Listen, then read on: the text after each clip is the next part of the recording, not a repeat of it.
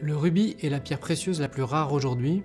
Nous avons mis plusieurs années pour parvenir à réunir toutes ces pierres.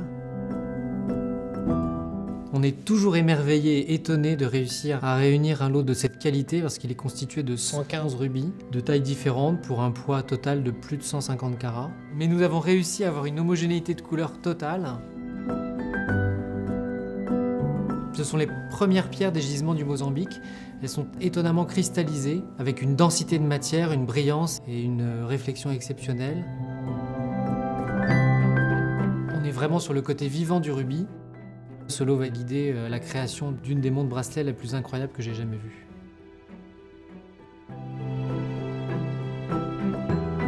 À l'intérieur de ce bracelet se dissimule une montre. Rien n'est visible de l'extérieur, tout est caché. Pour pouvoir accéder à cette montre, il suffit d'appuyer sur les rubis qui sont sur le côté. La maison développe constamment des projets de mécanisme et c'est l'âme de la maison de toujours travailler dans la recherche de nouveaux éléments et de permettre une évolution constante de toutes les fabrications de nos pièces. On retrouve un bracelet avec une montre complètement cachée, une montre à secret. Pour la réalisation de cette pièce exceptionnelle, nous avons plusieurs défis techniques. Le premier de ces défis, c'est de monter un bracelet avec des pierres de différents diamètres. Chaque pierre a été ajustée avec précision pour ne former qu'une seule ligne.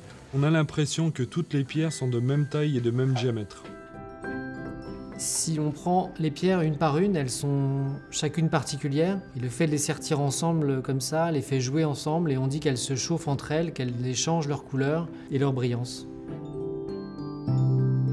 Le deuxième défi, c'est une charnière qui a été spécialement réalisée pour cette pièce. Cette charnière permet l'ouverture du bracelet sans que les pierres s'entrechoquent. Le troisième défi, c'est de cacher une montre à l'intérieur de ce bracelet. Ce type de mécanisme a déjà été développé pour certaines montres, mais pas de cette façon. Sur toutes nos pièces de haute joaillerie, l'intérieur est aussi important que l'extérieur. C'est-à-dire qu'on amène toujours un savoir-faire, même sur des parties cachées. Au dos de cette pièce, il a été décidé d'ajouter une plaque ajourée pour ramener une partie vraiment esthétique. Cette plaque ajourée permet à la lumière de passer pour donner une brillance aux pierres. C'est pratiquement un an de travail. La réalisation de cette montre a nécessité 1500 heures de fabrication joaillière.